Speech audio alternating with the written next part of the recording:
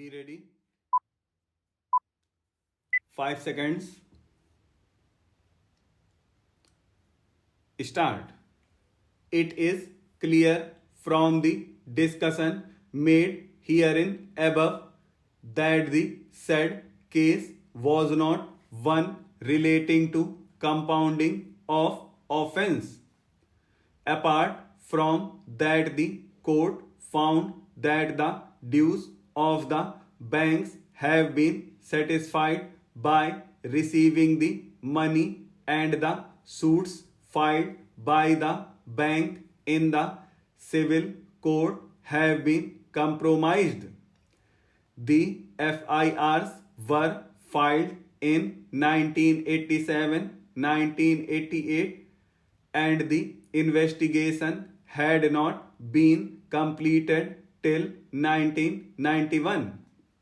On those facts, the court rendering the judgment in July 1996 felt that having regard to the lapse of time and also having regard to the fact that there is a compromise decree satisfying the bank's dues, there is no purpose in allowing the criminal prosecution to proceed.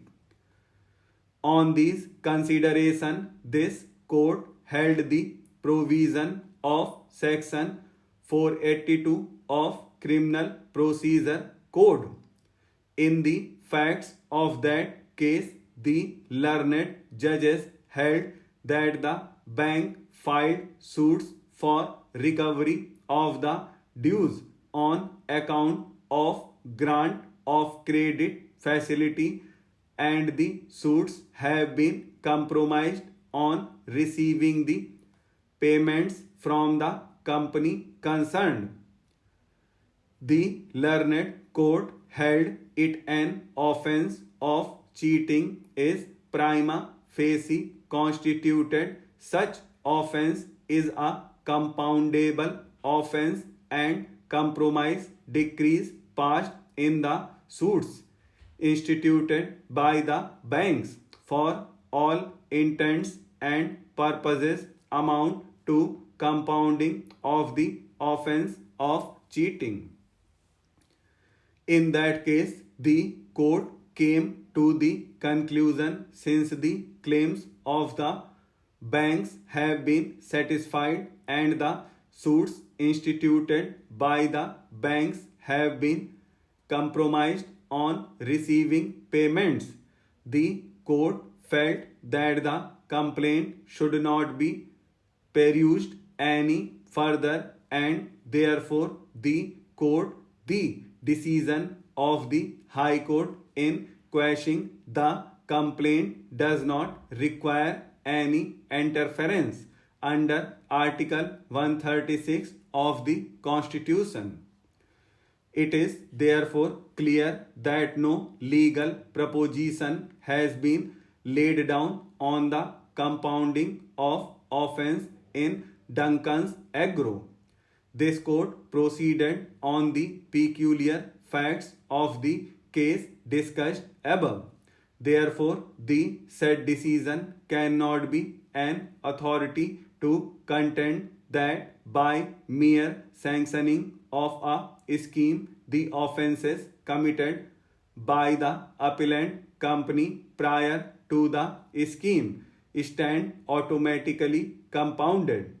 Reliance was also placed on the decision of this court in the case of CBI New Delhi, reported in 5 SCC 257. In that case, reliance was placed on the decision of this court in Duncan's Agro as such. The court found that the aforesaid scheme, being a voluntary scheme introduced by the Government of India, has provided that in the dispute and demand is settled by the authority and pending proceedings were withdrawn by an importer, the balance demand against the importer shall be dropped, and the importer shall be immune from any penal proceedings under any law.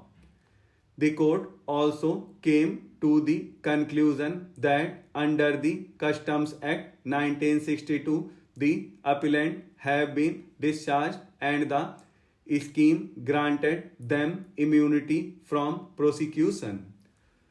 On those facts, the court held that the immunity which has been granted under the provisions of Customs Act will also extend to such offences that may prima facie be made out on identical allegation, namely evasion of customs duty and violation of any notification under the said act.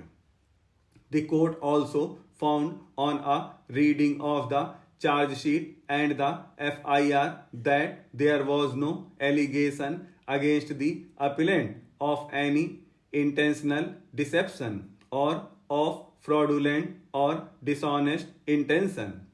On those facts, the court held that once a civil case has been compromised and the alleged offense has been compounded, the continuance of the criminal proceedings thereafter would be an abuse of the judicial process. Reliance was also placed on the judgment of this court in the case of CBI and other. In paragraph 30 and 31 of the judgment, this court held that dispute between company and the bank have been set at rest on the basis of compromise arrived at between them. The court noted that bank does not have any claim against the company.